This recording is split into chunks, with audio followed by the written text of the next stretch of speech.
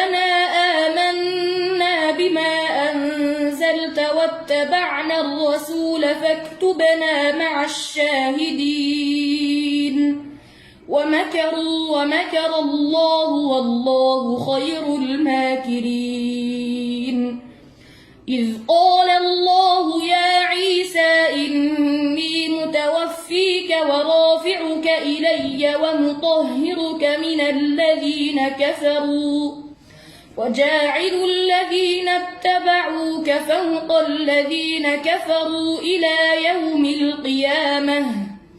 ثم إلي مرجعكم فأحكم بينكم فيما كنتم فيه تختلفون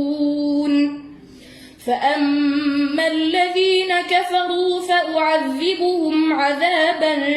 شديدا في الدنيا والآخرة وما لهم من ناصرين.